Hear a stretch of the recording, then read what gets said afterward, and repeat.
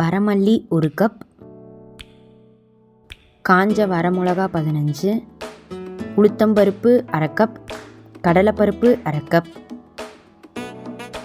இப்போ ஒரு பேனில் ட்ரை ரோஸ்ட் பண்ண போகிறோம். ஸோ பேனை ஹீட் பண்ணிவிட்டு வர கொத்தமல்லியை போட்டு நல்லா ப்ரௌன் ஆகிற வரைக்கும் வதக்கணும்.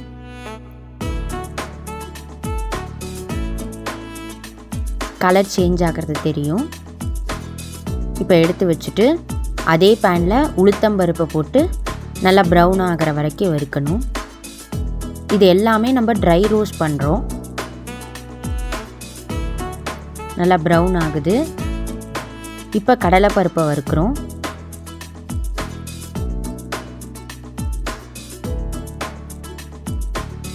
பொடியை நீங்கள் எந்த டிஷ்க்கு வேணாலும் போடலாம். சாம்பார், ரசம், வத்த குழம்பு, புளிக்காய்ச்சல், கொஸ்து எதுக்குனாலும் போட்டு யூஸ் பண்ணலாம். இப்போ நல்லா வறுபட்டுருச்சு.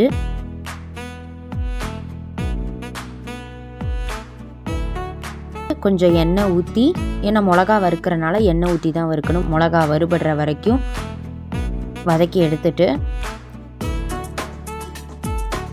ஒரு பிளேட்டுக்கு ட்ரான்ஸ்ஃபர் பண்ணி ஆற விட்டதுக்கப்புறமா இதை அரைச்சிடலாம். நல்லா ஃபைன் பவுடராக அரைக்கணும். இப்போ மிக்சியில் அரைச்சி எடுத்துக்கலாம். நம்ம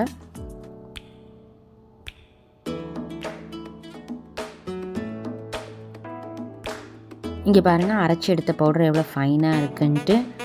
இதுக்கு நான் வச்ச பேர் ஸ்பெஷல் பொடி, ஆனால் இதை கொத்தமல்லி பொடின்னு சொல்லுவாங்க. கண்டிப்பாக ட்ரை பண்ணி பாருங்கள்.